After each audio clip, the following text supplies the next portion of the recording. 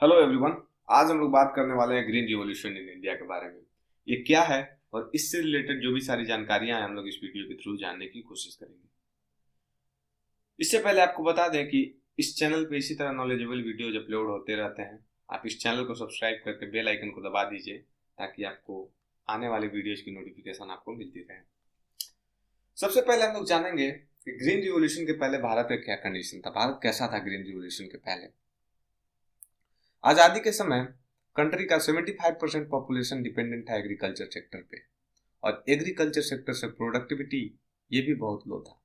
Productivity low इसलिए था क्योंकि ओल्ड टेक्नोलॉजी के यूज किए जाते थे एग्रीकल्चर सेक्टर में। जैसे आज हम लोग ट्रैक्टर, हार्वेस्टर और अदर अदर तरह के टूल्स को देखते हैं, पहले वैसा नहीं था और रिक्वायर्ड इंफ्रास्ट्रक्चर का ऑप्शंस था। और सबसे बड़ी बात यह थी कि एग्रीकल्चर के प्रोडक्शन के लिए हमें डिपेंडेंट रहना पड़ता था मॉनसून पे। अगर बारिश हुई तो प्रोडक्शन होगी, नहीं हुई तो उस एरिया का जो कल्टीवेशन था वो नहीं हो पाता था। इरिगेशन की फैसिलिटीज अवेलेबल नहीं थी। जैसे आज बैराज डैम बना दिया गया है, डैम बना दिया गया है, हर एक एक विलेज को जोड़ दिया गया है कैनाल से। पहले ऐसा नहीं था, इसलिए प्रोडक्टिविटी एग्रीकल्चर सेक्टर से बहुत लो था। ग्रीन रिवोल्यूशन से पहले हमें शॉर्टेज ऑफ फूड भी था हमारे देश में, और फूड ग्रेन्स के लिए हमें डिपेंडेंट रहना पड़ता था अदर कंट्रीज के दूसरे कंट्रीज पे। जैसे यूएसए से हम लोग बहुत ज़्यादा फूड ग्रेन्स इंपोर्ट किया करते थे। 1943 में एक बहुत बड़ा डिजास्टर आया था, बंगाल फेमाइन। इसमें 4 मिलियन लोग मरे थे भुखमरी के कारण।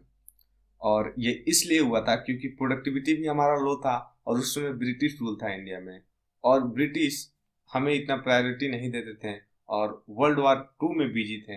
इसीलिए ये हम इस डिजास्टर को हमें सामना करना पड़ा था। HYV ग्रीन रिवोल्यूशन पहले हम देखते हैं क्या है। ग्रीन रिवोल्यूशन का मतलब होता है प्रोडक्शन ऑफ फूड ग्रेन्स, मतलब बल्क लेवल पे प्रोडक्शन HYV के सीड्स का यूज करके। HYV मतलब होता है हाई यील्डिंग वैरायटी के सीड्स जो होते हैं उसके यूज करके स्पेशली व्हीट और राइस का प्रोडक्शन बढ़ा देना।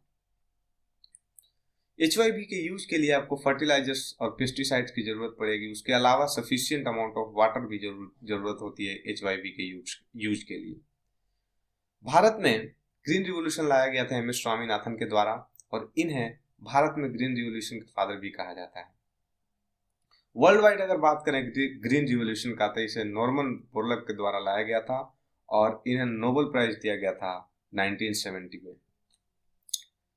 सबसे बड़ी बात यह थी कि ग्रीन रिवोल्यूशन हमें डिपेंडेंसी हटा दिया, जो हमें मानसून पे डिपेंड रहना पड़ता था। हालांकि अभी भी हम लोग डिपेंडेंट हैं मानसून पे, लेकिन सरकार जैसे HYV का जो यूज है उसके लिए आपको सफिशिएंट अमाउंट ऑफ वाटर चाहिए, तो गवर्नमेंट ने, सरकार ने इस पे काम किया। जगह जगह पे बैराज बनाया, कैनाल्स बनाया, डैम्स बनाया, और विलेजेस को जोड़ दिया गया कैनाल से, और इरिगेशन की फैसिलिटीज अवेलेबल कराया गया। और इस तरह से हम लोग अब फर्टिलाइजर्स, पेस्टिसाइड्स के यूज करके हेल्प से उसके सीजनल क्रॉप्स को उगा सकते हैं, और एक साल में दो दो तीन तीन क्रॉप्स उगाए जा रहे हैं different part of the countries में। ग्रीन रिवोल्यूशन के बाद मतलब 1960s और 1970s में, मतलब इनिशियली ग्रीन रिवोल्यूशन का उतना इफेक्ट नहीं दिखा। क्यों?